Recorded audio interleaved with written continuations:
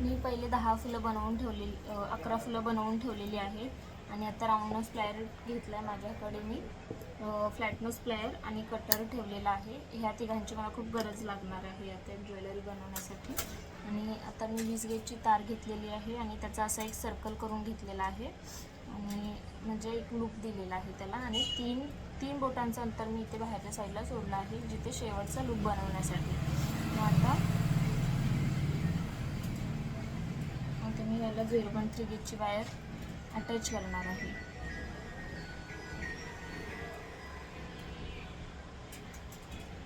तीन ते 4 राऊंड असे जरी केले तरी ती वायर अटॅच होते. त्यामुळे जास्त गडबड गोंधळ करण्यापेक्षा 3 ते 4 वेळा वायरला चांगलं घट्टपणे राऊंड करून घ्यायचे जेणेकरून ती वायर घट्ट बसणार आहे. उरलेली वायर नेहमी वरच्या साईडला घेऊन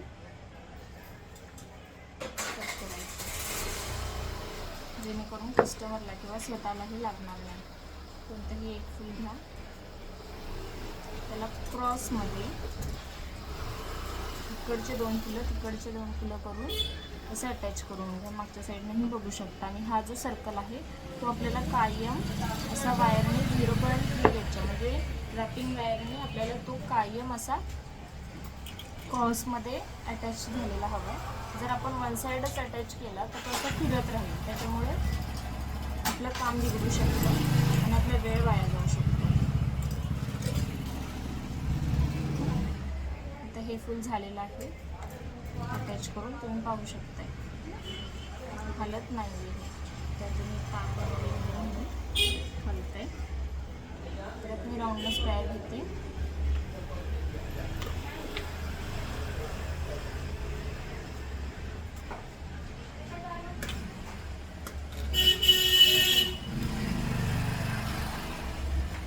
आणि सेम सगळीकडे मी खालच्या साईडनेच लूप बनवणार आहे. कारण की मी स्टार्टिंगपासून माझ्या स्टुडंटला सुद्धा हेच सांगते की जर कोणत्या तरी एकाच साईडला लूप बनवा जेणेकरून त्याला आकार जरा चांगला येईल. जर तुम्ही एक वरती एक खाली केलात लूप तर त्याचा आकार बिघडू शकतो आणि ते दिसतानाही खूपच म्हणजे एक फुल वरती एक फुल खाली असं दिसू शकतं. तर मी ह्याला पकडून इकडचे दोन पाकळ्या क्रॉसमध्ये इकडच्या 2 पाकळ्या, एकदा इकडच्या 2 पाकळ्या आणि एकदा वरच्या 2 पाकळ्या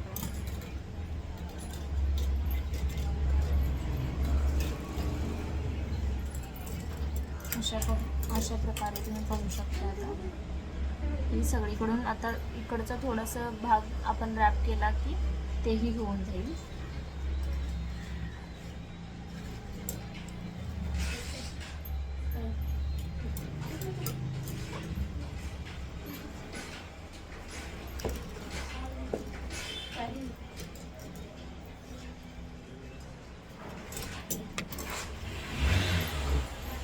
परत मी अशा प्रकारचे सगळे वरच्या साईडलाच बनवणार आहे म्हणजे आपल्या साईडला माझ्यासाठी आपल्या साईडला. आता ह्याच प्रकारे मी सर्व फुलं बनवून घेणार आहे. आणि मी स्टार्टिंगला काय करते की ना जेव्हा पण मी असं एखादं फुल अटॅच करते पाहू शकते तर ना मी दुसरे जे लूप बनवते त्याला पण थोडीशी वायर अटॅच करते जेणेकरून आपली वायर हलू नये किंवा तुटू नये म्हणून. असं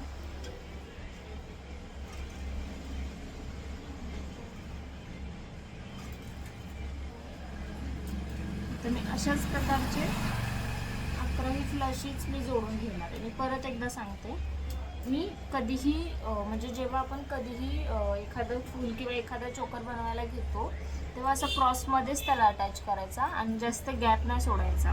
पारिजातकच्या फुलांमध्ये स्पेशली गॅप नाही सोडायचा कारण जर आपण गॅप सोडला तर त्याची तार दिसण्याची खूप शक्यता असते जे आपल्याला नको असते. जर आपली तार दिसत असेल तर कस्टमर आपला नाराज होईल कारण आपली फिनिशिंग त्याला दिसणार नाही. त्याच्यामुळे सतत आपण ह्याच्याकडे लक्ष द्यायचं की आपली तार दिसत तरी नाही आहे ना आणि आपलं काम एकदम परफेक्ट होते ना, कुठे तार लागली देखील नाही पाहिजे. जेव्हा आपण शेवटच्या तारी रॅप करतो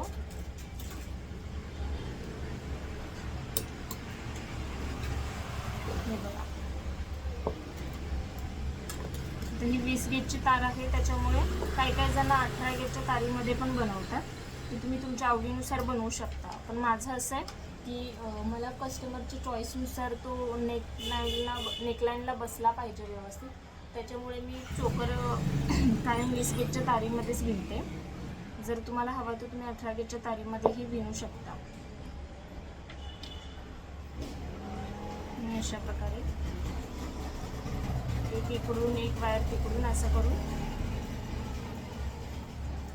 तुम्ही पाहू शकता.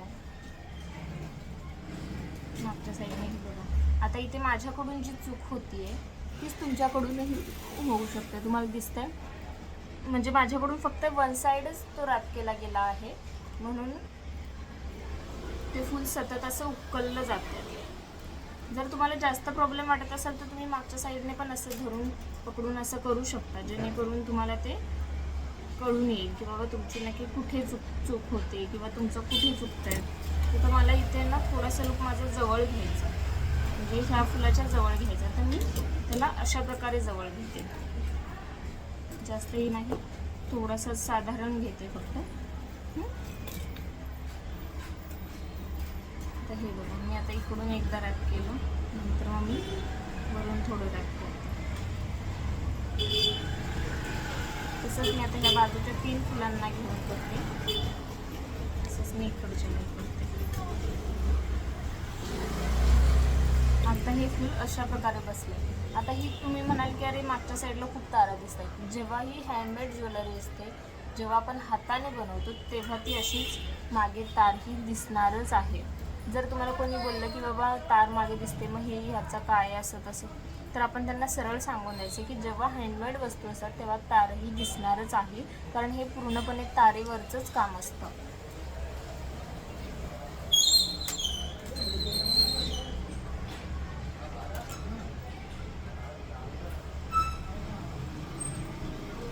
तर हे बघा, मी परत एकदा लूप बनवते.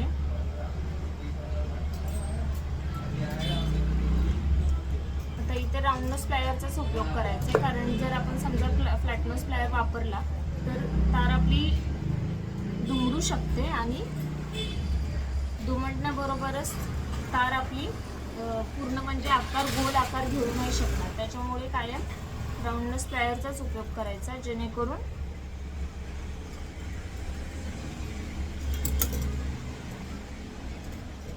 इथे व्यवस्थित गोल येईल.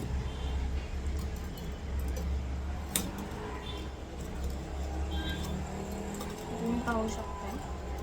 तर 20 गेजची तार असल्यावर ती काळजी काय घ्यायची, आपल्यासोबत लहान मुलं वगैरे असतील. आता मी शॉपमध्ये असते त्याच्यामुळे मला एवढं हे नाही पडत, पण जेव्हा मी घरून काम करायचे तेव्हा मी माझी लहान मुलगी वगैरे असल्यावरती मी थोडी थोडी वायर अशी दुमडून ठेवायची, जेणेकरून मुलीला वगैरे लागू नये. स्वतःलाही लागू शकते. जेव्हा आपण घाई गडबडीत काम करतो तेव्हा वायर वगैरे सांभाळत जा, जेणेकरून आपल्याला देखील त्रास नाही होणार आणि आपल्या मुलांना देखील त्रास नाही होणार.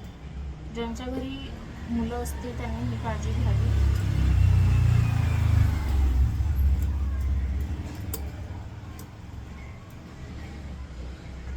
हा लूप तुम्ही पाहू शकता. मी जसं प्रत्येक लूप हा खालीच केला आहे, जेणेकरून शेवटला ह्याचा मी लूप झाल्यानंतर मी तुम्हाला दाखवते. मी तुम्हाला काय सांगते की बाबा पूर्ण खालीच लूप ठेवायचा.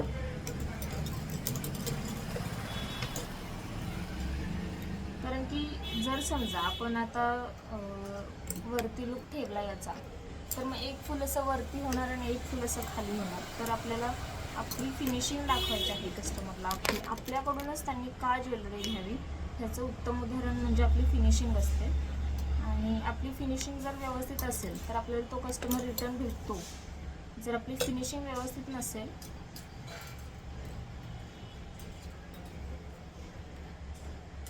तर आपल्याकडे खूप म्हणजे आपले जे कस्टमर होऊन जातात तेही बाहेर जाऊन हेच सांगतात की अरे नाही फिनिशिंग व्यवस्थित नाही आहे वगैरे वगैरे. तर आपल्याला तशी चूक नाही करायची. जेव्हा पण आपण 1 मिनिटाचं काम 1.5 मिनिटावरती गेलं तरीही चालेल, पण फिनिशिंग ही व्यवस्थितच झाली पाहिजे.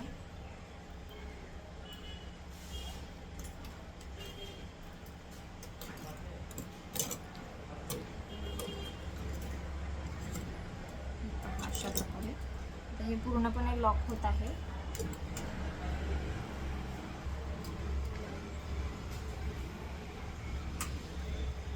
परत जसं आपण पुढे जाऊ तसं 20 गेजची तार जर खुली असेल तर ती अशी सरळ करत चला, जेणेकरून त्याच्यामध्ये दुमडणार नाही ती कुठेही आणि ती व्यवस्थितरित्या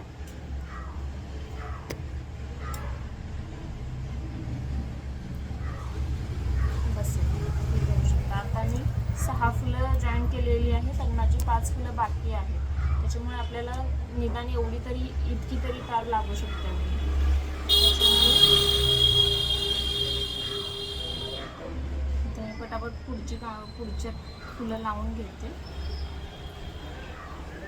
आणि हा व्हिडिओ मी खास माझ्या स्टुडंटने सांगितल्यामुळे बनवत आहे. तिला मी चोकर वगैरे शिकवलं होतं, परंतु ती विसरली आहे. तर मला तिने सांगितलं की तुम्ही बनवून द्या मला व्हिडिओ एखादा. तर मी तिला पाठवण्यासोबतच मी हा यूट्यूबला देखील पाठवणार आहे, जेणेकरून तिच्यासारख्याच अजूनही महिलांना तो उपयोगी पडेल.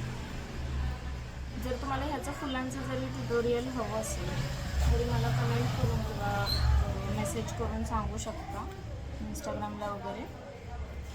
तोही व्हिडिओ प्रोव्हाइड करायला तयार आहे. कायम लक्ष द्या जेव्हा आपण एखादं फूल वगैरे बनवतोय तर जेवढी पण आपण तार घेणार त्याच्यामध्ये थोडीशी तार आपली साईडला राहते. त्यामुळे पारिजातकसाठी फक्त आपली 0.ची तार घेतली तर त्याचे फक्त 2च राऊंड घ्यायचे. इथून एक राऊंड आणि इथून दुसरा राऊंड, असे 2 राऊंड घ्यायचे, जेणेकरून आपली तार जास्त वेस्ट नाही जाणार. जे नवीन असतात मुली त्यांना माहिती नसते की अरे तार किती घ्यायची किंवा काय, तर त्यांच्यासाठी ती महत्त्वाची टिप्स आहे.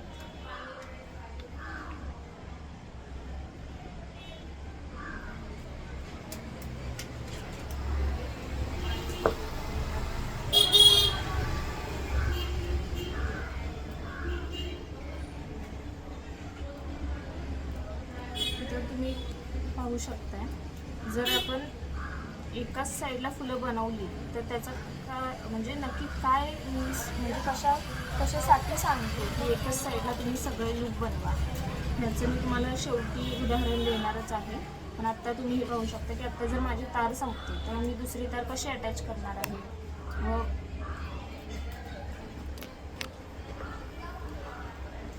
ती तार संपल्यानंतर तिला कशा प्रकारे कट करायची आहे. आता इथे थोडी माझी तार दिसत आहे, तुम्हाला दिसू शकते. त्यामुळे हे मी पूर्ण फुल खोलणार आहे आणि लूक थोडा जवळ घेणार आहे, म्हणजे की काय होईल आपली तार खूप कमी दिसेल. आणि मला स्वतःलाच जेव्हा मी ज्वेलरी वगैरे बनवते मला स्वतःलाच ती तार दिसलेली आवडत नाही. त्याच्यामुळे मी हे परत फुल खोलणार आहे. आणि तुम्हाला जरी असं काय वाटलं तर तुम्ही ही फुलं खोलू शकता.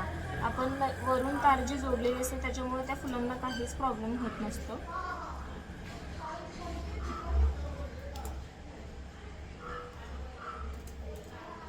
हे माझं आता फुल एवढं झालेलं आहे, म्हणजे खोलून झाले. त्याच्यामुळे मी इथे ही तार थोडीशी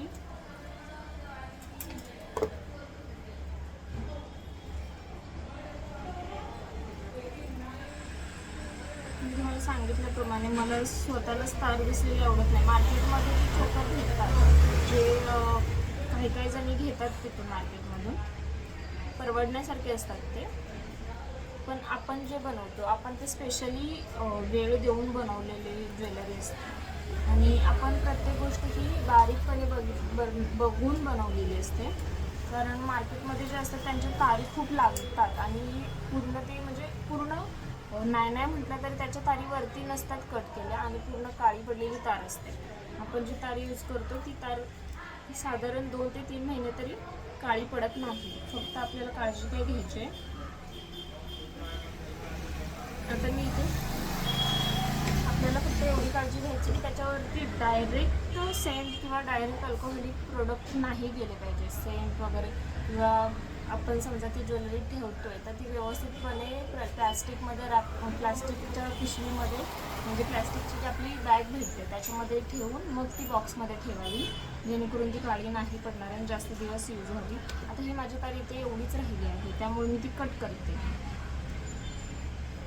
हे पहा, हे कट करताना मी वरच्या साईडला कट केली आणि मी नेहमी तार ही वरच्या साईडलाच कट करते, जेणेकरून आतल्या साईडने कस्टमरला ती लागू नाही.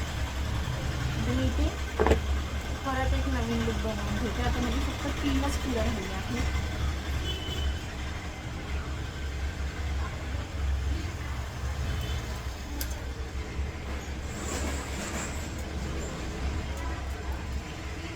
आता मी परत 0.3 गेजची जोडी वायर आहे तेवढी घेत आहे. 2च राऊंड राहिलेले आहे.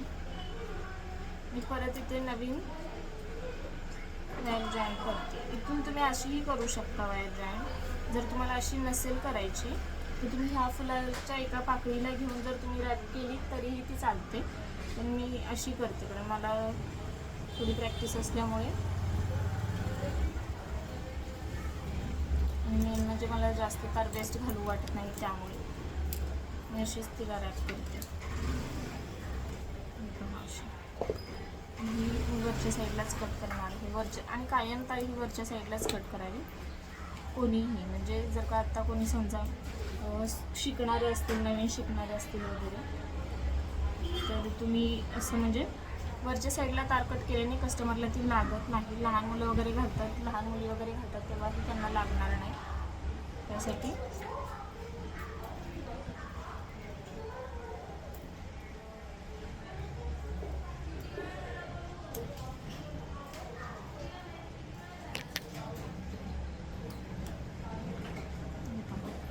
हा लुक खूपच छोटा झाला आहे, पण माझ्यासाठी तो ओके आहे कारण की तो व्यवस्थित त्याला रॅप करेल, त्याच्यामुळे तो काही निघणार वगैरे नाही आहे.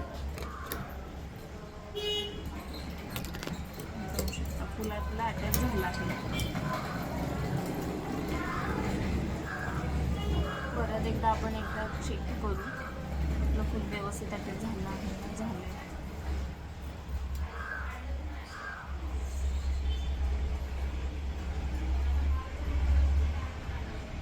अशा प्रकारे सॉरी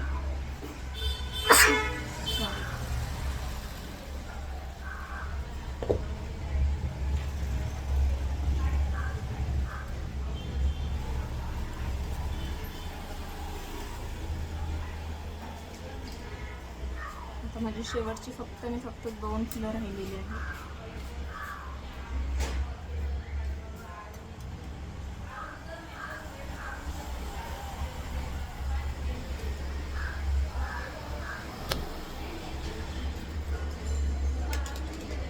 मागून तुम्ही पाहू शकता मी कायम क्रॉसमध्येच सगळी फुलं जॉईन करते, जेणेकरून आपली तार पण खूप कमी लागते.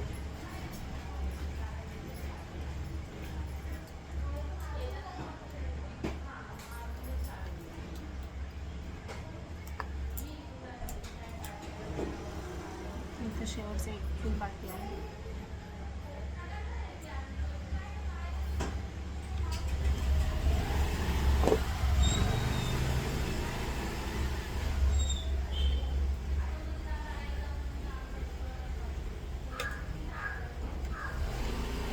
हे खूपच वरती येते, त्याच्यामुळे लूक मी थोडा त्या साईडला सरकवत आहे.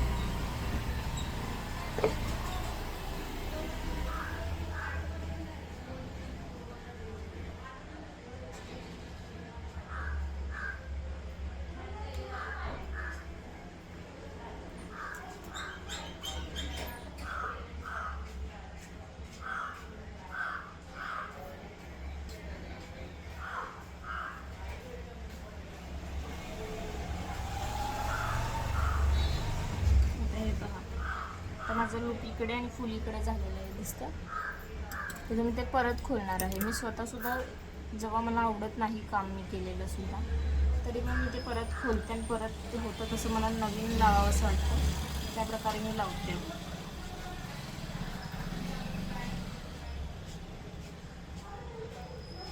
आता हा लूक खूपच जास्त इकडे झाल्यामुळे ते फुल त्या साईडला गेलेलं.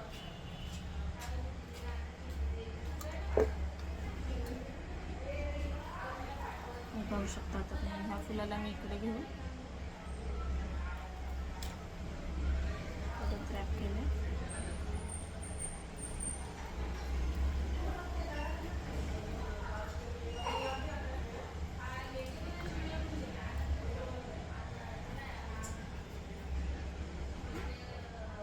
पहा, आता हे एकदम परफेक्ट बसलेलं आहे.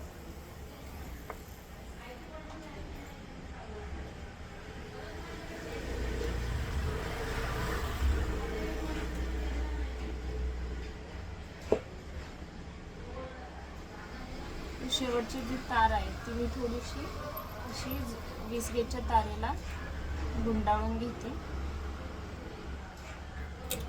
अशा प्रकारे, आणि ती वरच्या साईडलाच कट करण्याचा प्रयत्न करते.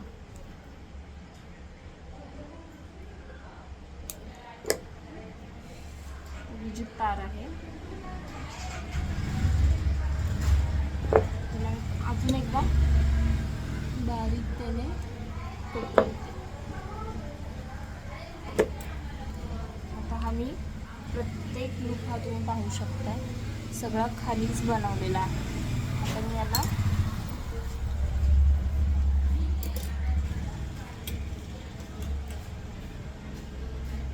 असा आकार देऊन कट करते.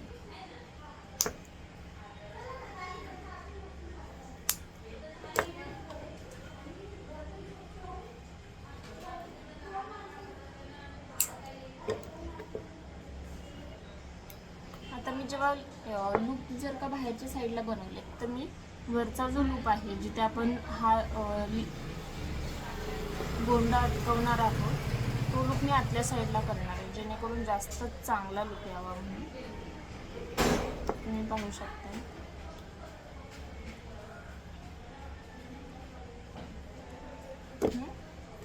अशा प्रकारे आपला पारिजातचा नेकलेस तयार झालेला आहे.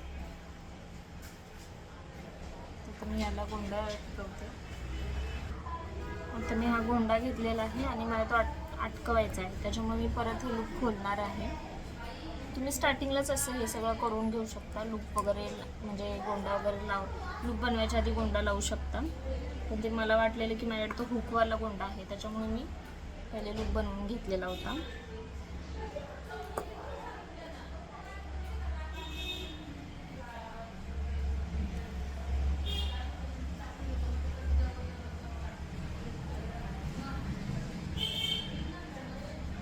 अशा प्रकारे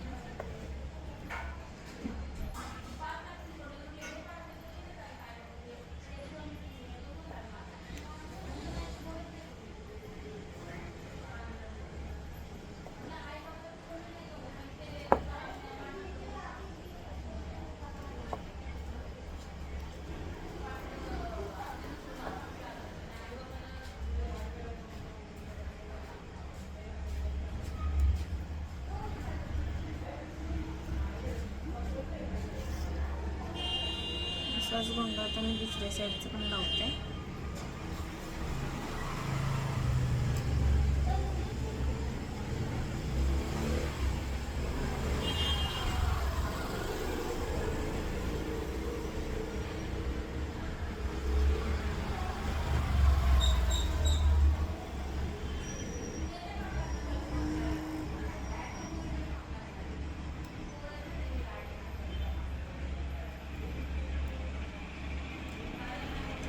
ट्राय करते.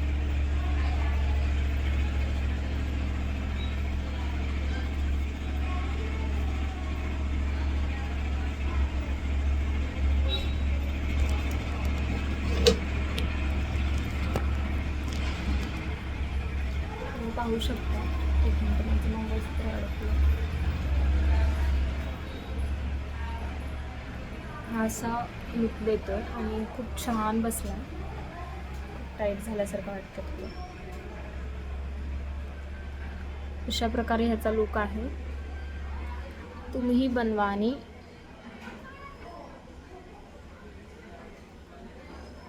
थँक्यू.